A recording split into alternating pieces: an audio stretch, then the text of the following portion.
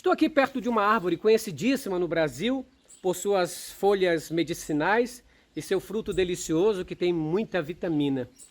Um dia, de acordo com a Bíblia, lá em Gênesis capítulo 3, uma árvore dessa estava lá, a árvore da vida, muito melhor do que essa, com cura medicinal e fruto delicioso. Mas Deus havia dito para Adão e Eva não tocarem no seu fruto, não comerem. Mas um dia uma serpente, uma cobra que falante, apareceu aí no meio dessas folhas e falou com Eva. E o canto da serpente, a sedução da cobra, fez com que Eva tomasse do fruto e comesse. O fruto que Deus havia proibido. Mas o que levou Eva a acreditar na serpente? Ora essa, as palavras da serpente misturavam verdades com mentiras e prometiam coisas grandiosas, do tipo, olha Eva, você será poderosa, você será melhor do que já é. E os seus olhos se abrirão, como Deus você vai ser conhecedora do bem e do mal. A gente já sabe o resultado disso. A Eva acreditou, comeu do fruto, deu para Adão, ele também comeu, e ambos foram expulsos do paraíso e perderam a vida eterna por causa do canto da serpente. O diabo nunca aparece para a gente dizendo, olha, eu sou o diabo, eu quero te enganar. Eu sou Satanás e estou a fim de deturpar a tua mente. Não. O diabo sempre vai utilizar artimanhas, falácias, e o diabo pode utilizar, inclusive, uma serpente, que era conhecido na Bíblia como Ishnahash. A serpente, o animal mais esperto do paraíso e mais bonito. De acordo com alguns teólogos, a serpente até podia voar e perdeu essa capacidade por causa da maldição que entrou no Jardim do Éden. Ou seja, o diabo sempre aparece dizendo, olha, eu sou enviado de Deus, eu tenho uma palavra especial. Lá em Mateus capítulo 4 também fala quando o diabo, o próprio Lúcifer, apareceu diante de Jesus, dizendo, olha, eu sou enviado, eu vim aqui te dar uma palavra. Tentou enganar o próprio Cristo. Imagina o que não fará de mim e de você. Tentando enganar com palavras sutis. E o diabo utilizou uma tática, dizendo, ó, está escrito na Bíblia. Está escrito na palavra de Deus. Lá está escrito. E o diabo tentou a Cristo. E primeiramente o diabo disse para Jesus, olha, sacia a tua fome, transforma essas pedras em pão. Tinha poder para fazer. Ora, o poder estava na mão de Cristo, podia fazer. Mas seria ele seduzido pelo canto da serpente, do Lúcifer, do próprio Satanás no deserto? Ele disse, ó, Satanás, não só de pão viverá o homem, mas de toda a palavra que sai da boca de Deus. E o diabo levou Jesus para um cume, lá uma montanha, e disse para ele, por que você não se lança daqui abaixo? Te joga, pula, porque na Bíblia diz que os seus anjos vão guardar você e eles podem te aparar. Está escrito, está lá, você tem esse poder. Por que você não faz? E aí Jesus falou para o diabo, olha, ao Senhor teu Deus não tentarás. E depois nós sabemos que ele prometeu mundos infundos, prometeu tudo, este mundo, as maravilhas e riquezas, se ele o adorasse. E ele estava com um projeto, né? Veio dizendo primeiro, faz isso, faz aquilo, no final de tudo, queria adoração. Satanás é assim, ele pode enganar até mesmo aqueles que a Bíblia diz que foram os escolhidos. A Bíblia fala que o diabo se transforma em anjo de luz e pode conquistar muita gente. Jair Bolsonaro tem conquistado grande parte dos evangélicos do Brasil porque se sente representado por Silas Malafaia e Otônio de Paula, a quem ele nomeou agora como seu líder na Câmara. Por quê? Porque Otônio de Paula é aquele típico pastor bolsonarista que grita, que xinga e que faz todo mundo dizer, olha, vamos, nós estamos guerreando, é o bem contra o mal. Mas o que fala esse pastor? Quais são as vozes e quais são os ensinos que saem da boca do Silas Malafaia?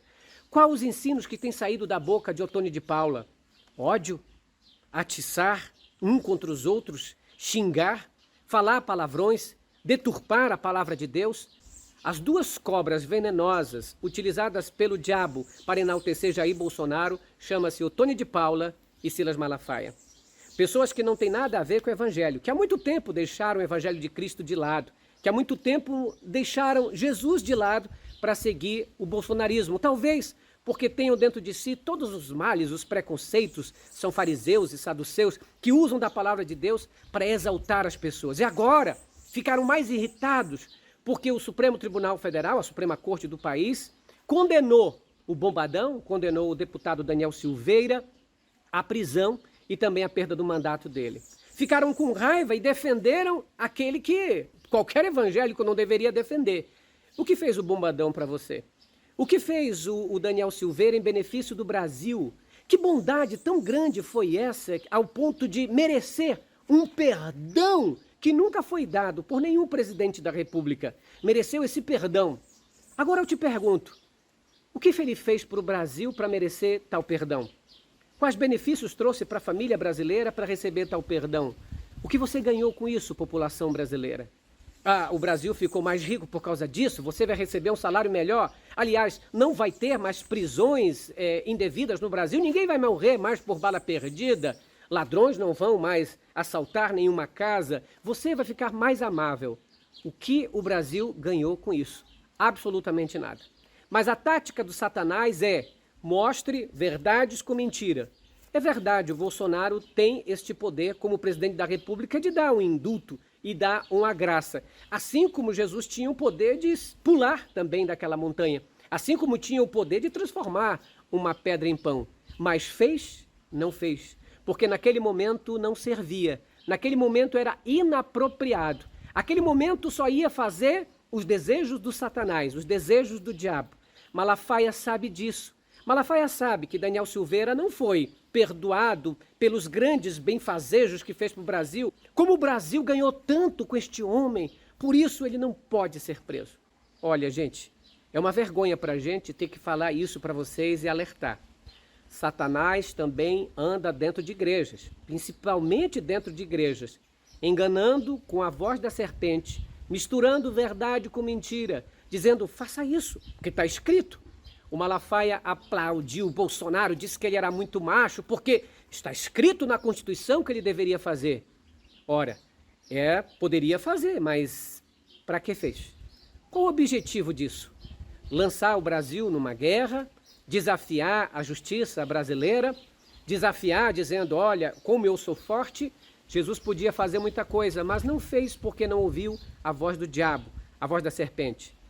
Eu considero que Silas Malafaia, nesse momento, até ele mesmo pode nem saber disso, dada a arrogância que ele tem, achando que é melhor do que todos os outros pastores, e o Otônio de Paula, cheio de ódio, cheio de saberes assim próprios, e aquele egoísmo todo faz com que eles reverberem o ódio, a cobiça, e exalte um presidente que de presidente não faz absolutamente nada.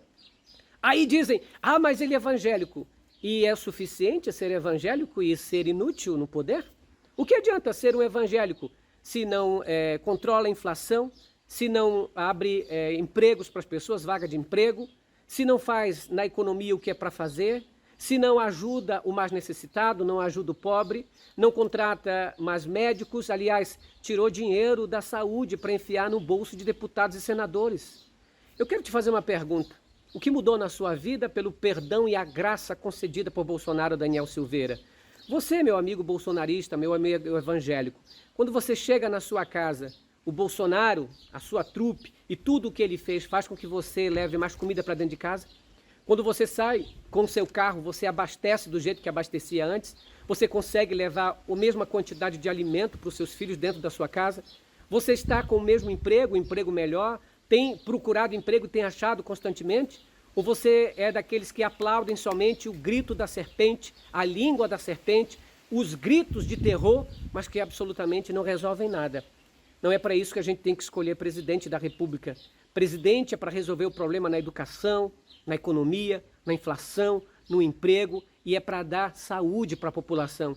E não para ficar, sabe, agraciando um deputado pelas coisas loucas que fez. Eu pediria a você que leve o vídeo do Daniel Silveira para dentro da tua igreja e depois tente, depois do que ele falar, gritar aleluia e glória a Deus. É um tapa na cara de todos nós que esses pastores estão utilizando o nome da Bíblia, o nome de Jesus, para enganar a população.